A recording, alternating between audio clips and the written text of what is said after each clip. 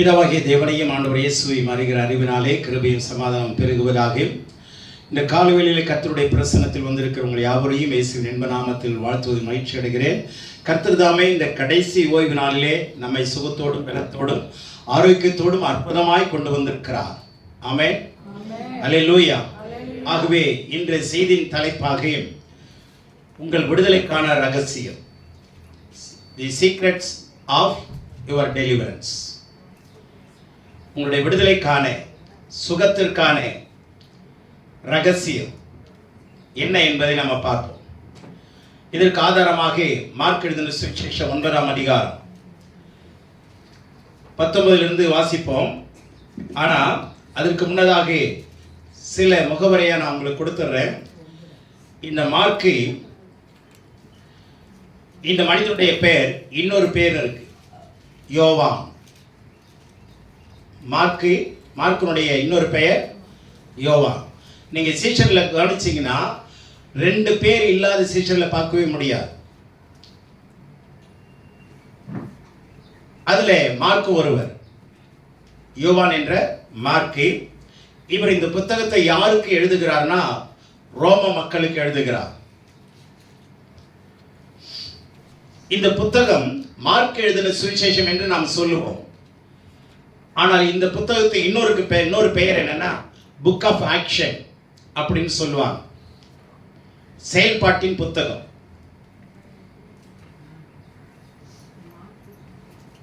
Book of action என்று சொல்வார்கள், அல்லது காஸ்பல் ஆஃப் பீட்டர்னு கூட சொல்லுவாங்க. பேதுருனுடைய சுவிசேஷம் என்று கூட சொல்லுவாங்க. ஏன்னா பேதுரு சொல்ல மார்க்கு எழுதினார் என்று சரித்திரம் சொல்லுகிறது. இவர் பேதுருவோடு கூட பிரயாணித்த ஒரு மனுஷன். ஆகவே இந்த புத்தகத்தில் 14 முறை மனுஷகுமாரன், சன் ஆஃப் மேன், மனுஷகுமாரன் என்று 14 முறை சொல்லியிருக்கிறது. உடனே உடனே உடனே பேதுருனுடைய மாமியை தொட்டார், உடனே அவள் சுகமானார். அந்த உடனேங்கிற வார்த்தை 41 முறைக்கு மேலே எழுதப்பட்டிருக்குங்க. 41 முறை அல்லது 42 முறை. இம்மீடியட்லி, உடனடியாகங்கிற வார்த்தையை 41 அல்லது 42 முறை இந்த புத்தகத்திலே எழுதப்பட்டது என்றால் உடனே காரியங்கள் நடந்தது. தொட்ட உடனே சுகமானார், கட்டளையிட்ட உடனே பிசாசு விலகினது. அந்த உடனேங்கிற வார்த்தை அப்போ செயல்பாட்டு தானே சொல்லப்படுகிறது, செயல்படுத்தப்பட்ட விஷயம் தானே சொல்லப்படுகிறது. அதனாலதான் உடனே, சொன்ன உடனே, கட்டளையிட்ட உடனே, கை வைத்த உடனே, இப்படி பல இடங்களிலே இந்த வார்த்தைகள் பயன்படுத்தப்பட்டிருக்கு. இந்த புத்தகத்தினுடைய முக்கியமான கருப்பொருள் எங்க இருக்குன்னா 10ஆம் அதிகாரம் 45வது வசனம். இந்த புத்தகத்தினுடைய கீவேர்ட்ஸ், முக்கியமான திறவுகோல் வசனம்னு சொல்லுவாங்க. அப்படி மனுஷகுமாரனும் ஊழியம் கொள்ளும்படி வராமல் ஊழியம் செய்யவும் அநேகரை மீட்கும் பொருளாக தம்முடைய ஜீவனை கொடுக்கவும் வந்தார் என்றார். இதுதான் திறவுகோல் வசனம். என்னது? மனுஷகுமாரன் ஊழியம் கொள்ளும்படி வராமல், அப்படின்னா வேலை வாங்கும்படி வராமல். ஒரு எஜமானனை போல, ஹலோ இதை செய், அம்மா இதை செய்யுங்க அப்படின்னு சொல்ல வராமல் ஊழியம் செய்யும்படி வந்தார். ஊழியம் செய்யும்படி வந்தார். அநேகரை மீட்கும் பொருளாக தன்னுடைய ஜீவனை கொடுக்கவும் வந்தார். அநேகரை மீட்கும் பொருளாக, அநேகரை மீட்கும் பொருளாக. அசதியை நாம தயவு செய்து வார்த்தையை கேளுங்க. யாரும் அசதிக்கு உங்களை ஒப்பு கொடுத்துறாதீங்க. செய்தியை கேட்கிற நேரத்தில் உங்களுக்கு அசதியை கொண்டு வருவான். தயவு செய்து நல்லா கவனிங்க வார்த்தையை. ஆண்டவர் மீட்கிறதுக்கு வந்தார், ஊழியம் செய்யறதுக்கு வந்தார், ஜீவனை கொடுக்க வந்தார். அல்லேலூயா. நல்ல கவனிங்க. ஊழியம் கொள்ள வராமல் செய்யும்படி வந்தார். இது மாதிரி ஆண்டவருடைய சுபாவத்தை கவனிச்சு படிச்சீங்கன்னா நீங்க அவங்களை அன்பு கூற ஆரம்பிச்சிருவீங்க. உங்களுக்கு உதவி செய்யும்படி, வேலை செய்யும்படி. ஊழியம் செய்யறதுன்னா என்ன? ஊழியக்காரன் என்ன அர்த்தம் தெரியுமா? வேலைக்காரன் அர்த்தம். Servant of God. கடவுளுக்கும் மனுஷனுக்கும் வேலை செய்கிறவன். மனுஷனுக்கும் வேலை செய்யணும், கடவுளுக்கு வேலை செய்யணும். அவன் தான் ஊழியக்காரன். நான் கடவுளை மாத்திரம்தான், அவருக்கு மாத்திரம்தான் நான் வேலை செய்வேன், நான் மனுஷனுக்கு செய்ய மாட்டேன் அப்படின்னா அவன் ஊழியக்காரன் அல்ல. ஆண்டவர் பாருங்க, தன்னைத்தான் வெறுத்து அடிமையின் ரூபம் எடுத்து மனுஷ சாயலாம். அல்லேலூயா. ஆகவே அவர் ஊழியம் செய்யும்படி வந்தார், மீட்கும்படி வந்தார், ஜீவனை கொடுக்கும்படி வந்தார். இந்த இயேசு என்ன சொல்றாருங்கிறத பார்ப்போம் இன்னைக்கு. சரிங்களா? இப்படிப்பட்ட ஆண்டவர் இங்கே என்ன நடக்கிறது, என்ன சம்பவம் என்பதை பார்ப்போம். இந்த விடுதலைக்கான ரகசியம் எங்க இருக்குங்கிறதை கண்டுபிடிப்போம். இந்த 9ஆம் அதிகாரம் 19 அவர் பிரதியுத்தரமாக, விசுவாசம் இல்லாத சந்ததியே, எதுவரைக்கும் நான் உங்களோடு இருப்பேன், எதுவரைக்கும் உங்களிடத்தில் பொறுமையாய் இருப்பேன், அவனை என்னிடத்தில் கொண்டு வாருங்கள் என்றார். அவனை அவரிடத்தில் கொண்டு வந்தார்கள். அவரை கண்டவுடனே அந்த ஆவி அவனை அலைக்கழித்தது. அவன் தரையிலே விழுந்து நுரை தள்ளி புரண்டான். அவர் அவனுடைய தகப்பனை நோக்கி, இது இவனுக்கு உண்டாகி எவ்வளவு காலமாயிற்று என்று கேட்டார். அதற்கு அவன், சிறு வயது முதற்கொண்டே உண்டாயிருக்கிறது. இவனை கொல்லும்படிக்கு இது அநேகந்தரம் தீயிலும் தண்ணீரிலும் தள்ளிற்று. நீர் ஏதாகிலும் செய்யக்கூடுமானால் எங்கள் மேல் மனதிறங்கி எங்களுக்கு உதவி செய்ய வேண்டும் என்றான். இயேசு அவனை நோக்கி, நீ விசுவாசிக்க கூடுமானால் ஆகும், விசுவாசிக்கிறவனுக்கு எல்லாம் கூடும் என்றார். உடனே பிள்ளையின் தகப்பன், விசுவாசிக்கிறேன் ஆண்டவரே, என் அவிசுவாசம் நீங்கும்படி உதவி செய்யும் என்று கண்ணீரோடு சத்தமிட்டு சொன்னான். அப்பொழுது ஜனங்கள் கூட்டமாய் ஓடி வருகிறதை இயேசு கண்டு அந்த அசுத்தாவியை நோக்கி, ஊமையும் செவிடுமான ஆவியே, இவனை விட்டு புறப்பட்டு போ, இனி இவனுக்குள் போகாதே என்று நான் உனக்கு கட்டளையிடுகிறேன் என்று அதை அதட்டினார். அப்பொழுது அது சத்தமிட்டு அவனை மிகவும் அலைக்கழித்து புறப்பட்டு போயிற்று.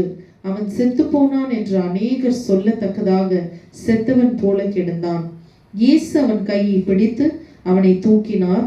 உடனே அவன் எழுந்திருந்தான். என்ன சம்பவம்னா, ஒரு வாலிபன், அவன் பிசாசினால் பீடிக்கப்பட்டதுனால அங்கே பிரச்சனை சொல்றத கவனிங்க. ரொம்ப சுருக்கமா இப்படி சொல்லுகிறான். ஒரு ஆவி அவனை அலக்கழிக்கிற ஆவினை பிடித்திருந்தது. 1. 2வது, அவன் தரையில விழுவான். 3வது, நுரை தள்ளி புரளுவான். 4வது, அவனை கொல்லும்படிக்கு அநேகந்தரம் தீயிலும் தண்ணீரிலும் தள்ளும். 5வது, நீர் ஏதாகிலும் செய்யக்கூடுமானால் எங்கள் மேல் மனதிறங்கி எங்களுக்கு உதவி செய்ய வேண்டும் என்றான். கவனிங்க, அசுத்தாவினால அவன் பீடிக்கப்பட்டிருக்கிறான். அவன் திடீர்னு விழுவான், முறை தள்ளி புரளுவான், திடீர்னு தண்ணியில விழுவான், இல்லைன்னா திடீர்னு தீயில விழுவான். இப்படி அந்த ஆவி அவனை கொண்டு போட்டுறணும், அவனை சாகடிச்சிடணும்னு சொல்லி அந்த ஆவி அவனை பிடித்து அலக்கழித்து கொண்டே இருக்கிறது. இப்ப சீஷர்கள் கொண்டு வராங்க. அவங்களால என்ன பண்ண முடியல, அவனை சோமாக்க முடியல. இப்ப அவன் இப்ப ஆண்டவரை பார்த்துட்டான். ஆண்டவரை பார்த்துட்டு ஆண்டவர்கிட்ட சொல்றான். அப்ப ஆண்டவர் சொல்றாரு 20ஆம் வசனத்துல, அவனை அவரிடத்தில் கொண்டு வந்தார்கள். சீஷர்கள் ஐயா எங்களால முடியல, என்ன செய்யுதுன்னு தெரியல. அங்க சீஷர்களை கடிந்து கொள்ளுகிறார். கடிந்து கொண்டுட்டு அந்த நேரத்தில் சீஷர்கள் கொண்டாந்து அவனை யார் இடத்துல ஒப்படைக்கிறாங்க? அவனை அவரிடத்தில் கொண்டு வந்தார்கள். யார் இடத்துல? பிரச்சனை இருந்ததுன்னா கடவுள்கிட்ட கொண்டு வா, அவரிடத்துல கொண்டு வா. பிரச்சனை யார்கிட்ட கொண்டு வாங்க? ஏனென்றால் அவர் உங்களை விசாரிக்கிறவரானபடியால் உங்கள் கவலைகளை எல்லாம் அவர் மேல் வைத்து விடுங்க. உங்க பிரச்சனையே அவர் மேல கொண்டு வாங்க, அவர்கிட்ட கொண்டு வாங்க. முதலாவது உங்க பிரச்சனை, நீங்க சந்திக்கிற பிரச்சனை, உங்களை சந்திக்கிற போராட்டங்கள் எதுவா இருந்தாலும், உங்களோட வாழ்க்கையில வீசுகிற புயலா இருக்கலாம், பிரச்சனையா இருக்கலாம், கடன் தொல்லையா இருக்கலாம், எல்லாமே நீங்க பதட்டப்படாம, பதறாம, மனம் சிதறாம நேரடியாக யார்கிட்ட கொண்டு வரணும்? அவர்கிட்ட கொண்டு வந்து. இப்ப ஆண்டவர் தெளிவா கேட்கிறார், இது எவ்வளவு காலமா இருக்கு? சிறு வயது முதல் இவனுக்கு இருக்கு. தாயை பத்தி சொல்லலைங்க, இருந்தாங்களா இறந்துட்டாங்களா தெரியாது. தகப்பன் போராடிட்டு இருக்கிறான் அந்த பிள்ளைக்காக. இப்ப திடீர்னு தண்ணியிலையும் திடீர்லையும் தீயிலையும் போய் விழுவான்னு சொன்னா இந்த தகப்பன் தூங்க முடியுமா? கொஞ்சம் யோசிங்களேன். நிம்மதியா அந்த பிள்ளைய வச்சுட்டு தூங்க முடியுமா? இவன் எப்ப எழும்பா எப்போ ஓடுவான்னு தெரியாதுல்ல. பேசுங்களேன். நிம்மதி இருக்குமா அவன் தூக்கத்துல? சாப்பிடுற நேரத்தில் ஓடனா அந்த சாப்பாடு விட்டுட்டு ஓடணும்ல. என்ன சொல்றீங்க? அப்போ எவ்வளவு மன குமுறல் இருக்கும், எவ்வளவு வேதனை இருக்கும்.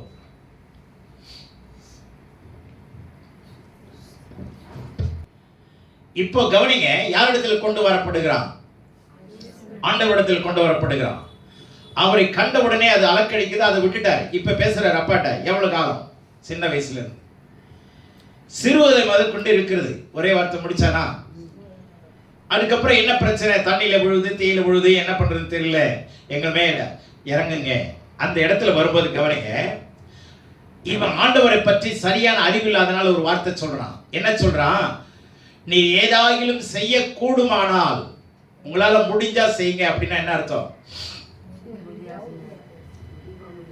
அப்ப கடவுளுடைய வல்லமை இவனுக்கு தெரியல, இவர் யாருங்கிறத புரியல, அறியல.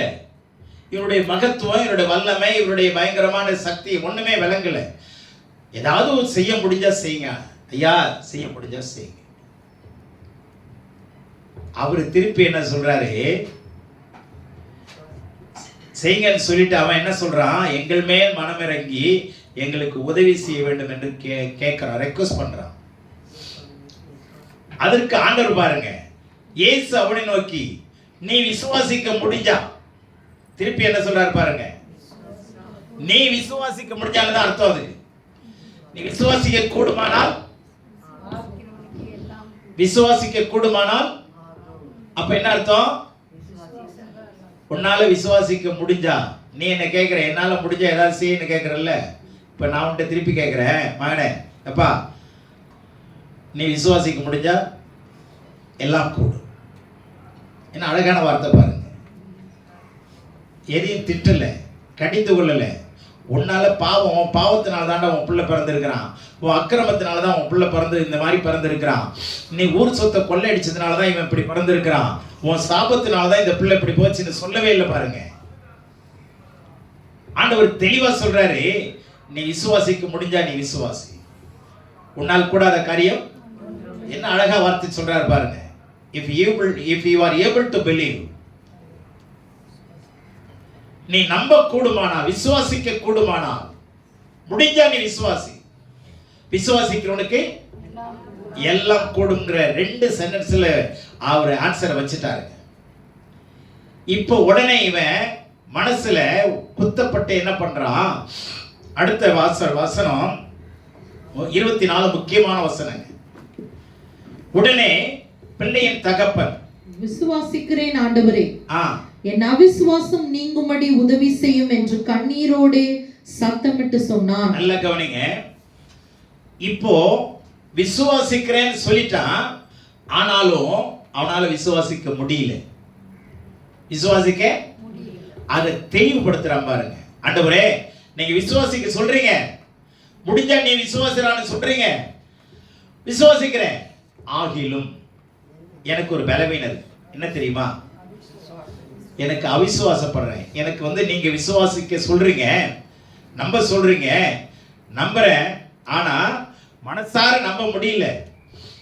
எனக்கு அவிசுவாசம் ஒரு தடையா இருக்கு, சந்தேகம் ஒரு தடையா இருக்கு அப்படின்னு சொல்லிட்டு அவனுடைய வீக்னஸை சொல்றான் பாருங்க.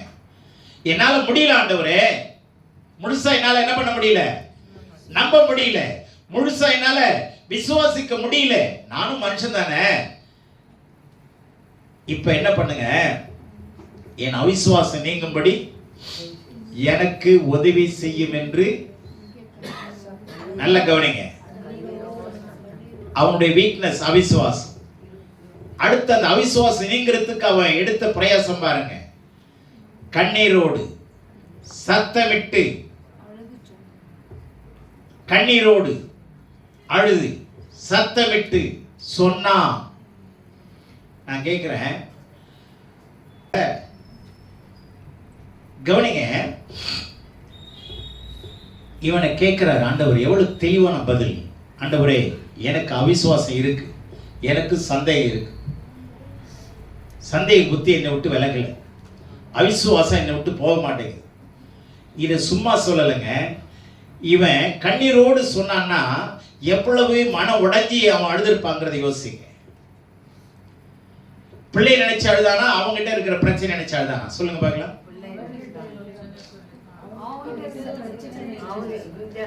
இப்ப அவனுக்கு பிரச்சனை அவன் கொண்டு வந்த பிரச்சனை பிள்ளையா இவனா?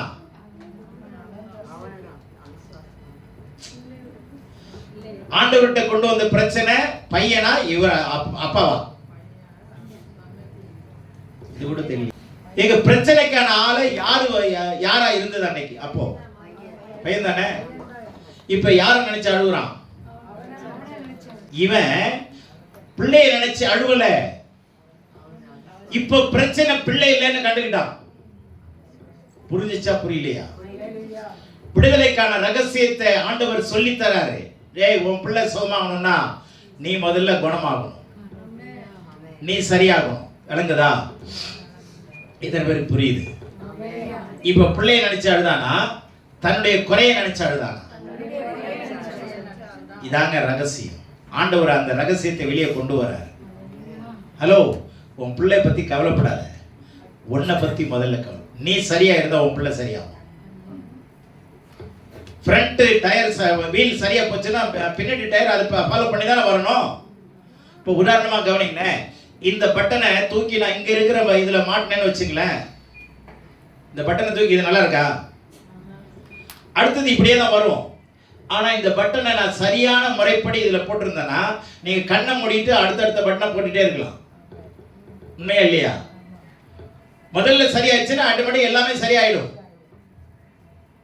முந்தின ஏர் சரியா போச்சுன்னா பிந்தின ஏர் சரியாகும்னு சொல்லுவாங்க. அதனால கவனிங்க, கவனத்தோடு ஜாக்கிரதையோடு நீங்க கவனமா வேலையில இறங்கணும், ஜெபத்துல இறங்கணும். இவன் பிரச்சனையை கொண்டு வந்தான்.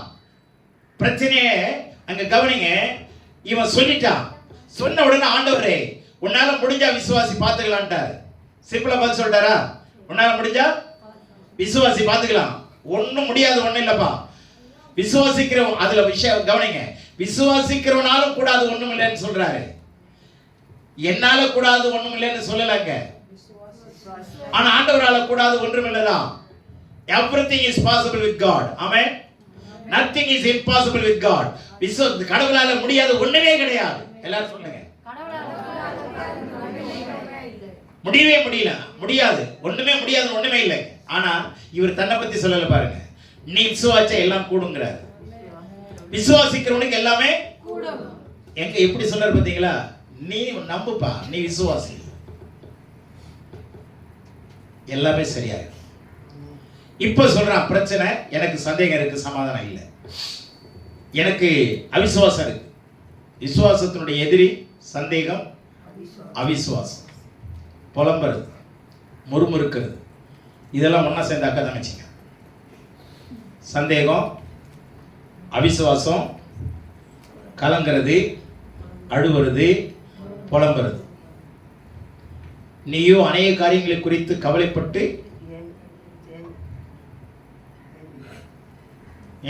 ஏங்கதான் வருது தவிர வசனம் முடியல. கவலைப்பட்டு கலங்குகிறாய். அப்ப கவலைப்படுறவங்க கலங்குவாங்க, வரவங்களை சேர்த்து கலக்குவாங்க. அந்த வீட்டுக்கு அந்நேரத்துக்கு எவ்வளவு ஒருத்தி வந்துட்டான்னு வச்சுங்க, என்னடி அம்மா ஒரு மாதிரி இருக்கிறேன்னு கேட்டா போச்சு. அதையே கேட்குறேன்னு ஆரம்பித்தா முடிஞ்சிருக்காது. அதே அடி கேட்குறேன் அப்படின்னு ஆரம்பித்தாங்கன்னா அவ்வளோதான். அவங்க போகும்போது நல்லபடியாகவே போக மாட்டாங்க. ஏன்னா அவ்வளோ வரம் பெற்றவர்களாம் நம்ம. ஒரே வார்த்தையில் முடிக்க மாட்டோம்ல.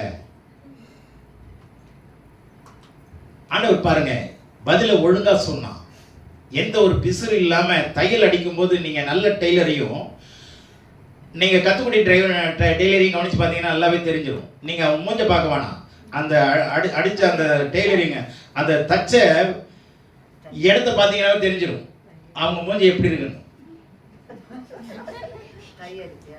தையலுடைய ஸ்ட்ரெயிட்னஸ் கவனிச்சிங்கன்னா அவங்க யாருன்னு கண்டுபிடிச்சிருவீங்க.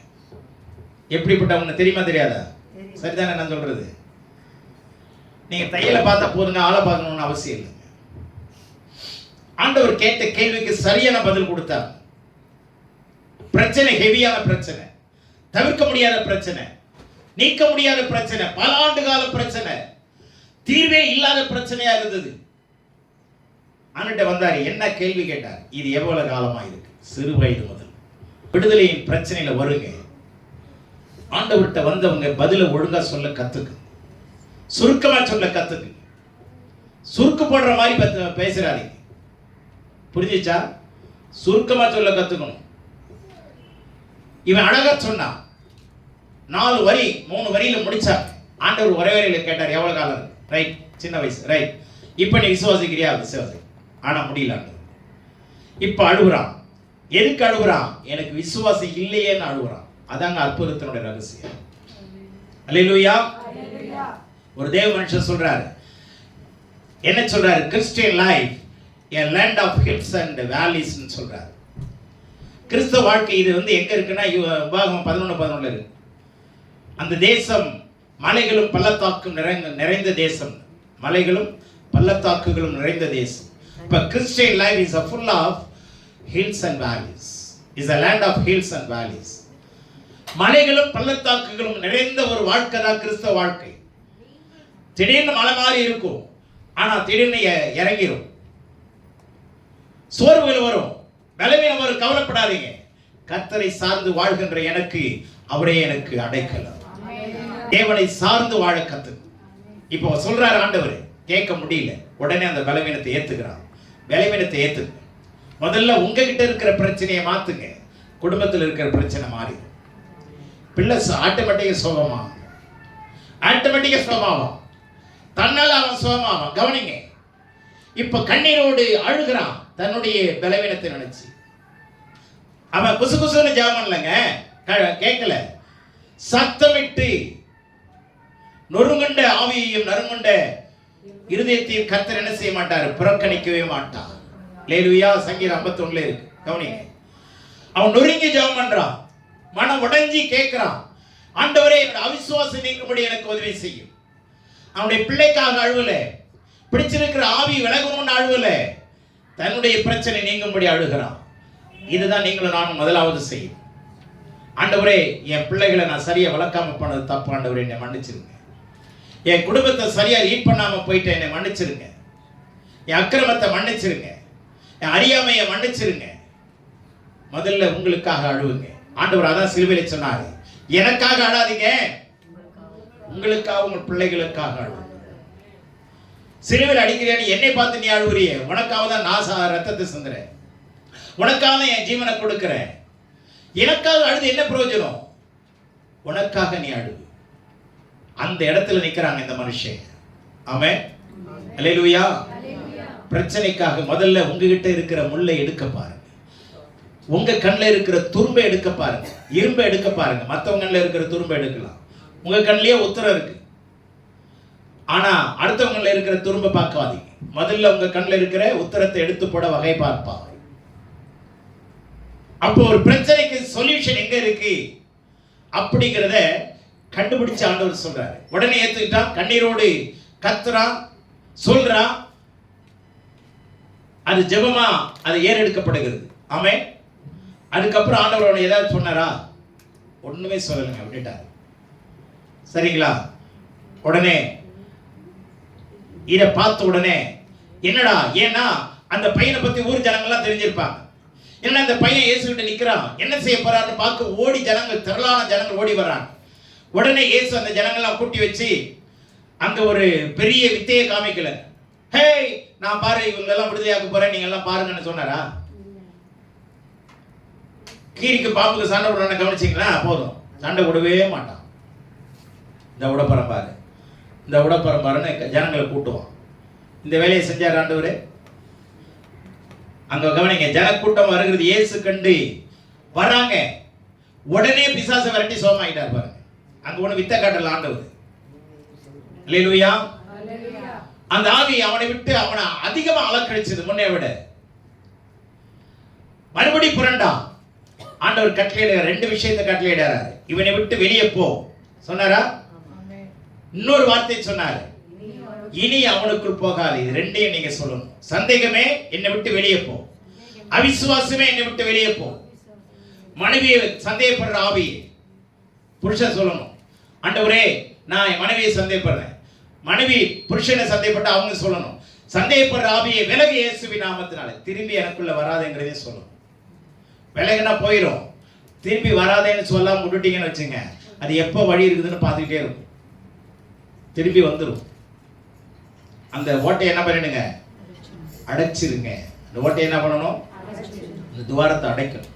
அடைக்காம விட்டுறாதீங்க. கட்டளை கொடுத்தீங்க ரெண்டு விஷயம், நீ வியாதியை போ இயேசுவின் நாமத்தினாலே கட்டளை கொடுக்கிறேன், நீ திரும்பி வராதே. என் பலவீனமே போ, இருதய பலவீனமே அல்லது சரீரத்தில் இருக்கிற எந்த பொல்லாத பலவீனமே என்னை விட்டு விலகு என்று கட்டளை கொடுக்கிறேன் இயேசுவின் நாமத்தினாலே. அதே சமயத்தில் திரும்பி வராதே என்று கட்டளை கொடுக்கிறேன். புரிஞ்சா? துரத்தணும், அரஸ்ட் பண்ணணும். புரிஞ்சிச்சா? துரத்தணும், ஆமா. இது ரெண்டையும் கத்துங்க. ஆண்டவர் என்ன சொன்னாரு? வெளியே போனாரு, பாதாளத்துக்கு போன்னு சொல்லல. நீங்க நிறைய ஊழியக்காரங்க பாதாளத்துல போய் கட்டுறேன், என்ன இவர் போய் பாதாளத்துக்கு போய் பிசாசோட பாதாளத்துக்கு இவர் போறவன்னா அப்புறம் விட்டுருமா அந்த ஆள் ஆண்டு பிசாசு பாதாளத்துல போய் கட்டிட்டு வராங்க. இதெல்லாம் தேவையில்லாத வார்த்தைகள். ஆண்டவர் என்ன சொன்னாரோ அதை தான் செய்யும். வெளியே போ, திரும்பி வராது சொன்னாரா? உடனே சோமாயிட்டானா இல்லையா? அவன் செத்தம் போல கிடந்தானா? செத்தவன் போல கிடந்திருக்கிறான், உயிர் நாடி இல்லாத போல இருந்திருக்கிறான். சில பேர் தூங்குற கவனிங்க, ஏன்னா பயமா இருக்குதான். கவனிங்க, ஆண்டவர் பாருங்க, செத்தவனை போல கிடந்தான். செத்துட்டா நினைச்சாங்க, ஆனா ஆண்டவர் என்ன பண்ணாரு? கையை பிடித்து உடனே தூக்கினார். கையை பிடித்து உடனே தூக்கினார். அவன் உடனே எழுந்தான். கையை பிடித்து அவனை தூக்கினார், உடனே அவன் எழுந்தான். நார்மல் ஆயிட்டாங்க. இதான் செய்தி. இதுல இருந்து நீதியை படிச்சீங்கன்னா உடனே எழுந்தான். அல்லேலூயா. கர்த்தர் நன்மையானவர்களே உங்களுக்கு தருவார். பிரச்சனை தருகிற ஒரு கர்த்தர் அல்ல. பிரச்சனைக்குண்டான காரணங்களை கண்டுபிடிங்க. காரணங்களை கண்டுபிடிங்க. காரணத்தை உள்ள வச்சுக்கிட்டு ஜெபம் பண்ணனா சீடை உள்ள வச்சு மருந்து போடுறதுக்கு அடையாளம். சீடை உள்ள வச்சு மருந்து போட்டீங்கன்னா என்ன ஆகும்? அந்த இடம் துண்டிக்கப்படுற சூழ்நிலைக்கு வந்துடும். காலை எத்தனை பேருக்கு எடுத்திருக்கிறாங்களா இல்லையா? ஆக்சுவலாக எனக்கு இடது கால் வந்து கட்டைக்கால் வச்சிருக்கணுங்க. சின்ன ஒரு விஷயம் தாங்க, ஒரு கீரல் தான், இரும்பு அப்படி கீறிட்டு ஸ்கிராச் பண்ணிட்டு கீழே போயிடுச்சு, விழுந்துருச்சு. காயம் ஆகல, ரத்தமும் வரல. ஆனால் கொஞ்ச நாள் கழிச்சு சீடு வச்சிருச்சு. அதை ஹாஸ்பிட்டலில் தான் பார்த்துட்டே இருந்தேன். ஆனால் ஒரு நாள் டாக்டர் சொல்றாரு, இல்லைப்பா அந்த காலை எடுத்துடணும், முட்டிக்கு கீழே காலை எடுக்கணும் அப்படின்னாரு. ஆனால் இன்னைக்கு கடவுளாக அந்த சோகம் கொடுத்ததுனால தான் 3 நாளில் சோகப்படுத்த ஆண்டவர் உதவி செய்தார். இல்லைன்னா காலை நிச்சயமா எனக்கு கட்டை தான் வச்சிருப்பாங்க. ஆண்டவருடைய ஆரோக்கியத்தை போல ஒரு உண்மையான ஆரோக்கியம் வேற எங்க இருக்க முடியாது. பிரச்சனையை கண்டுபிடிங்க. Find out your problems, cast your problems. ஆண்டவருடைய பாதத்தில் தூக்கி எறிஞ்சிருங்க. ஆண்டவர் சொல்றதை கேளுங்க. பலவீனத்தை ஏத்துங்க, பாவத்தை ஏத்துங்க, குற்றங்களை ஏத்துங்க. இது என்னால ஆண்டவரே. அதுக்கு கண்ணீர் விட்டு ஜெபம் பண்ணுங்க. பிரச்சனைக்காக அழாதீங்க. ஏன்னா அவர் அழுதுட்டாரு, பிரச்சனையில அவர் சுமந்துட்டாரு. அந்த பிரச்சனைக்கு அழ வேண்டிய அவசியமே அவன் அழுவே இல்லை பார்த்தீங்களா? எதுக்காக அழுதான்? நம்ம நினைச்சுக்கிறோம் பிள்ளைக்காக தான் அழுதான். அப்படியா? தன்னுடைய பலவீனத்துக்கு அழுதான்.